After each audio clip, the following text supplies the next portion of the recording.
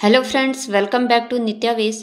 तो आज इस वीडियो के अंदर हम करने वाले हैं इंग्लिश ग्रामर का बड़ा ही बेसिक सा टॉपिक है आर्टिकल्स।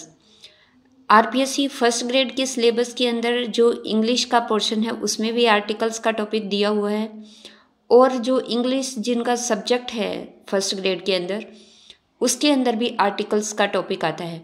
या फिर कोई भी कॉम्पिटिटिव एग्ज़ाम हो, सबके अंदर जो इंग्लिश जहाँ पे आती है उसके अंदर ये टॉपिक आता ही है। बड़ा ही बेसिक और बड़ा ही प्यारा सा टॉपिक है आर्टिकल्स। तो आज हम इस टॉपिक के बारे में पढ़ने वाले हैं, अच्छे से इसके बेसिक्स को क्लियर करेंगे। तो आपने पूरा वीडियो देखना है और बड़े ही ध्यान से वीडियो सुनना है ताकि आपको अच्छे से क्लियर हो सके। अगर आप बेसिक्स अच्छे से क्लियर कर लेते हैं इंग्लिश में तो आपके क्वेश्चंस एग्ज़ाम में गलत नहीं होंगे। आप पूरे के पूरे नंबर इसमें ले सकते हैं इन टॉपिक्स में, क्योंकि ये बड़े ही इजी टॉपिक होते हैं, बड़े ही प्यारे से टॉपिक होते हैं और आप इनमें पूरे नंबर ले सकते हैं। तो आपको पूरा वीडियो ध्यान से सुनना है, और एक बार में समझ नहीं आता तो आप इसे 2 बार या 3 बार सुनिए, आपको अच्छे से समझ आ जाएगा, सारे डाउट्स आपके क्लियर हो जाएंगे। तो चलिए स्टार्ट करते हैं आज का टॉपिक। तो आज का हमारा टॉपिक है आर्टिकल्स के बारे में। तो सबसे पहले हम जानेंगे कि आर्टिकल्स होते क्या हैं। What are articles? आर्टिकल्स होते क्या हैं? Articles are words that define a noun. यहाँ पे बात है ए नाउन एज स्पेसिफिक और अनस्पेसिफिक। आर्टिकल्स क्या होते हैं? आर्टिकल्स आर वर्ड्स, ये ऐसे वर्ड्स होते हैं, ऐसे शब्द होते हैं दैट डिफाइन, जो कि डिफाइन करते हैं किसको? एक नाउन को। एक नाउन को ये डिफाइन करते हैं कि ये स्पेसिफिक है या नहीं है, या अनस्पेसिफिक है। मतलब इससे हमें एक बात समझ आ गई कि जब ये एक नाउन के बारे में बता रहे हैं कि जो एक नाउन है वो एक स्पेसिफिक नाउन है या अनस्पेसिफिक नाउन है, तो इससे एक बात क्लियर होती है कि जो ये हमारे आर्टिकल होते हैं ये नाउन से पहले लगते हैं। हम इसको एग्जाम्पल से समझते हैं। जैसे she is a very active student, वो एक बड़ी ही एक्टिव स्टूडेंट है। तो यहाँ पे जो स्टूडेंट है, स्टूडेंट ये क्या है? स्टूडेंट एक नाउन है, स्टूडेंट नाउन है। अब यहाँ पे एक्टिव क्या है? एक्टिव क्या है?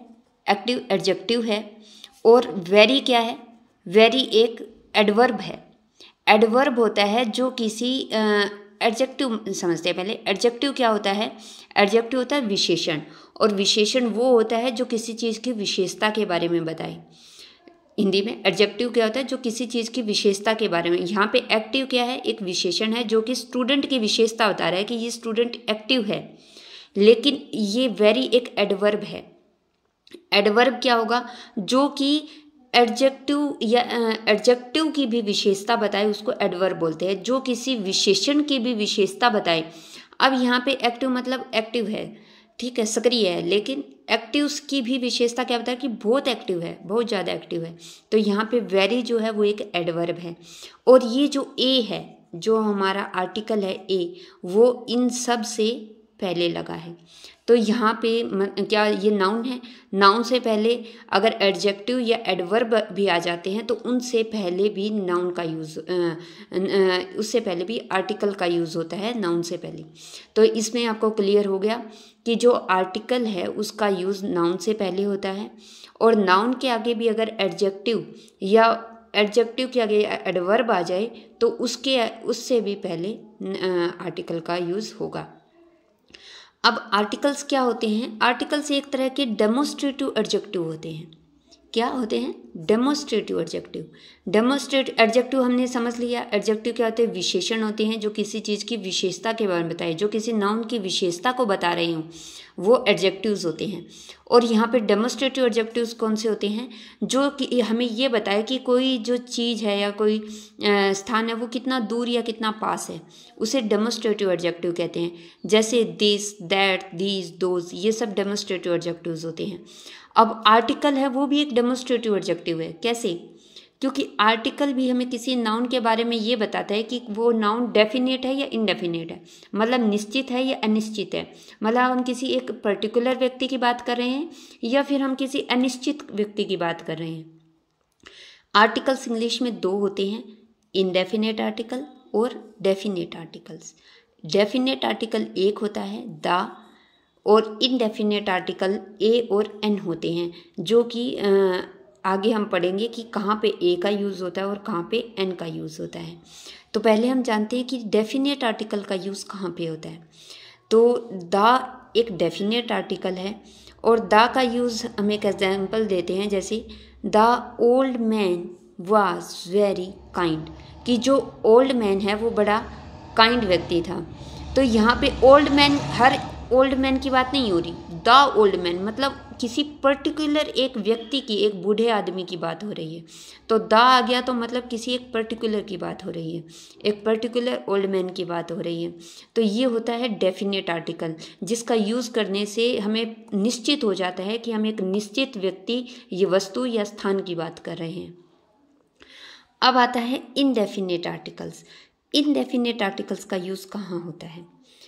ए और एन दो इनडेफिनेट आर्टिकल्स हैं। एन का यूज़ होता है मेनली वोवल्स के साथ और ए का यूज़ होता है कॉन्सोनेंट्स के साथ। वोवल्स कितने होते हैं? 5 वोवल्स होते हैं, ए ई आई ओ यू, और हिंदी के इनको बोलते हैं स्वर। ए आ ई ऊ, ये जो हिंदी में होते हैं वो स्वर होते हैं, और इंग्लिश में वोवल्स होते हैं जो 5 होते हैं, ए ई आई ओ यू। अब इनके साथ में एन का यूज़ होता है, लेकिन यहाँ पर एक बात मैटर करती है कि ए और एन का यूज़ वहाँ पे होगा जहाँ पे जो साउंड, कोई भी जो वर्ड है वो साउंड कैसे कर रहा है, ये बहुत कुछ डिपेंड करता है। जो वर्ड एक वोवल की तरह साउंड करता है, चाहे फिर वो कॉन्सोनेंट क्यों ना हो, उसके आगे एन का यूज़ होगा। एग्जाम्पल्स देख लेते हैं, जैसे एन अम्ब्रेला। अम्ब्रेला में यू है, यू क्या है? एक वोवल है, और यहाँ पे जो साउंड आ रहा है वो भी ए की आ रही है। ए हमने पढ़ा हिंदी में, ए आ ई ये स्वर होते हैं, तो यहाँ पे हमने एन का यूज़ किया। अब आगे जो एग्जाम्पल है वो है ए यूनियन। अब यहाँ पे देखिए कि यहाँ पे भी यू है और यहाँ पे भी यू है, वोवल है, लेकिन फिर भी यहाँ पे ए का यूज़ हुआ, जबकि ए का यूज़ तो कॉन्सोनेंट के साथ होता है। यहाँ पर यूज़ कैसे हुआ? यहाँ पे जो यू है उसको प्रोनाउंस कीजिए, यूनियन, यूनियन। तो यहाँ पे साउंड किसकी निकल रही है? यू की साउंड आ रही है। तो यू की साउंड आने के कारण यहाँ पे एक कॉन्सोनेंट की साउंड दे रहा है ये वर्ड, तो इसलिए ये मैटर नहीं करता कि यहाँ पे जो यू है या क्या है, ये साउंड यहाँ पे मैटर करती है, और इसलिए यहाँ पे ए का यूज़ होगा। अब नेक्स्ट एग्जाम्पल है एन ऑनेस्ट। ऑनेस्ट में देखिए एच है, एच एक कॉन्सोनेंट है, लेकिन यहाँ पर हमने एन का यूज़ किया। कॉन्सोनेंट के आगे भी एन का यूज़ हो गया, क्यों? क्योंकि जो ये कॉन्सोनेंट है ये वोवल की साउंड कर रहा है। एन ऑनेस्ट, आ की साउंड निकल रही है, तो यहाँ पर आ जाएगा एन। अब इसी तरह an L L B. L L B मतलब एल, एल यहाँ पे क्या है? कॉन्सोनेंट है, लेकिन साउंड है ए की साउंड आ रही है, इसलिए यहाँ पे एन का यूज़ हुआ। अब ए यूनिवर्सिटी। यूनिवर्सिटी यू है, लेकिन ए का यूज़ हो रहा है, क्यों? क्योंकि साउंड है वो यू की है, यू कॉन्सोनेंट साउंड है। An S D U, S एक कॉन्सोनेंट है, लेकिन यहाँ पर एन का यूज़ हो रहा है, इसका कारण है एस, ए की साउंड यूज़ हो रही है। ए की ये जो वर्ड है ये साउंड किसकी प्रोनाउंस कर रहा है? वोवल की साउंड, ए की साउंड, स्वर। एन एयर, एयर, एयर यहाँ पे हेयर में एच है एयर में, लेकिन ये कॉन्सोनेंट है, लेकिन साउंड किसकी है? वोवल की, तो यहाँ पर एन आ जाएगा। A forest officer. फॉरेस्ट यहाँ पे एफ है, एफ है एक कॉन्सोनेंट है और साउंड भी कॉन्सोनेंट की कर रहा है, इसलिए यहाँ पर ए आ गया। तो ये एग्जाम्पल्स थे जिससे हमने समझा कि ए और एन का यूज़ कहाँ पे होता है, और द का यूज़ जब हम करते हैं तो सेंटेंस में क्या चेंज आता है, या वो सेंटेंस क्या मीनिंग देता है।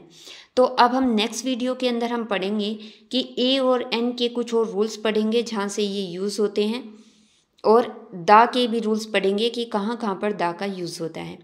और इसी के साथ में ये वीडियो आप अच्छे से समझिए।